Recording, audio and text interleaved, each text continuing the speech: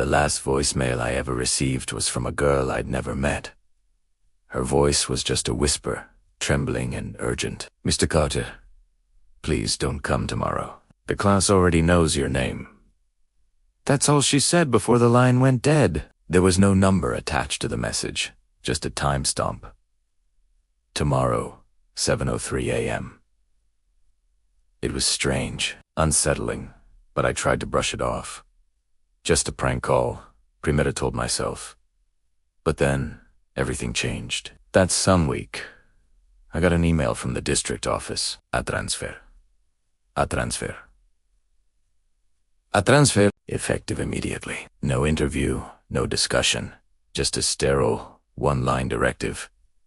Your presence is required at Blackwood High.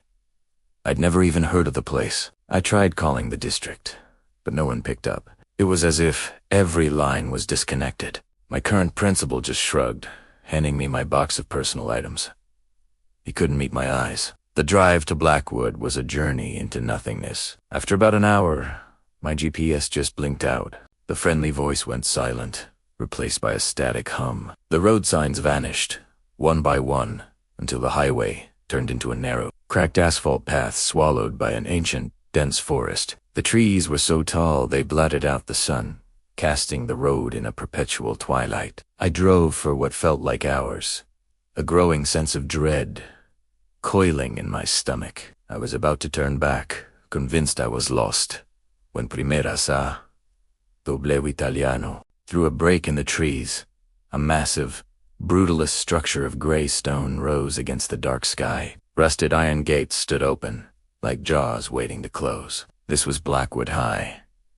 The parking lot was filled with car solder models, mostly coated in a thick layer of dust and leaves, as if they hadn't moved in years. Yet, for a school that should have been bustling with activity, there was an unnerving silence. No bells, no chatter, no footsteps, just the whisper of the wind through the dead leaves. I pushed open the heavy main doors and stepped inside. The silence was even heavier in here. The long, shadowy hallways were lined with lockers that looked like they hadn't been opened in decades. The air was cold, carrying a faint, metallic scent, like old blood. A tall, gaunt man in a dated suit emerged from a dimly lit office. "Mr. Carter, I presume. I am Principal Holly." His smile was a thin, tight line that didn't reach his eyes. His handshake was cold and weak. He didn't offer any explanation for my sudden transfer, just motioned for me to follow him. Our footsteps echoed unnaturally in the cavernous hall. He stopped at a classroom door, its paint peeling. "Your students are waiting," he said, his voice flat and devoid of emotion. He turned the knob, and the door creaked open. The sight inside froze me in place. About 30 students sat in perfect rows, their hands folded neatly on their desks, their eyes locked on the chalkboard at the front of the room. They were unnervingly still, like a collection of porcelain dolls, and they all looked wrong. Their skin was waxy and pale, a stark contrast to the deep, dark bruises and jagged scars that marked their faces and arms. Some had dried blood crusted on their clothes. A girl in the front row had a bandage wrapped around her head, a dark stain seeping through. I forced myself to step into the room, my heart hammering against my ribs. "Good morning, class," I managed, my voice sounding weak and shaky. There was no response. Nothing. Just 30 pairs of empty eyes staring at the board. I took a deep breath and tried again, louder this time. "My name is Mr. Carter, and I'll be your new teacher." Then it happened, in perfect, terrifying unison. Every single head turned to face me. The movement was slow, deliberate, and utterly silent. It was like watching a flock of birds turn in mid-flight, a single organism moving with one mind. The silence stretched, thick and suffocating. Finally, a boy in the back, with a pale scar across his cheek, slowly raised his hand. His voice was soft, almost hollow. "Will you be teaching us how to remember?" Before I could even process the question, another student spoke, a girl with haunted, dark eyes. "I died in a car accident on the old highway," she stated calmly, as if discussing the weather. Another followed, "I drowned in the lake.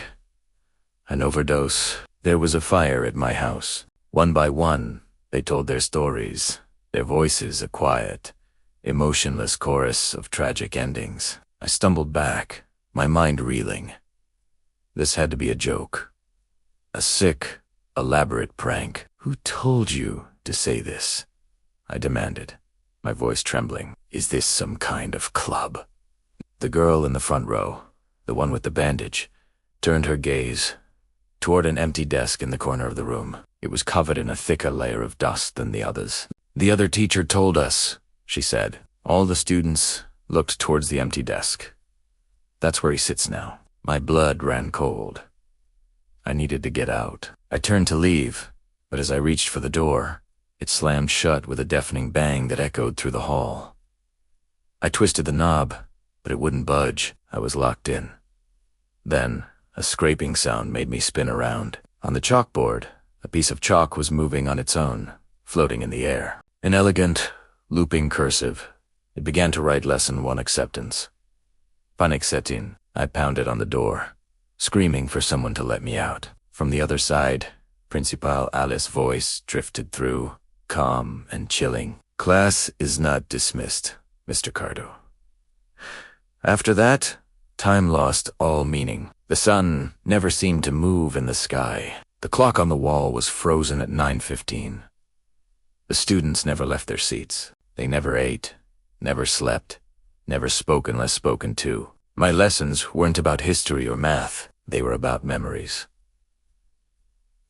I would talk to them, one by one, helping them piece together the fragments of the lives they'd lost. I helped the boy with the scar remember his mother's smile. I helped the girl who drowned remember the feeling of sunshine on her skin. One morning, I walked in, and one of the desks was empty. The boy who had died in the fire was gone. The other students were all quietly smiling, a strange, peaceful look on their pale faces.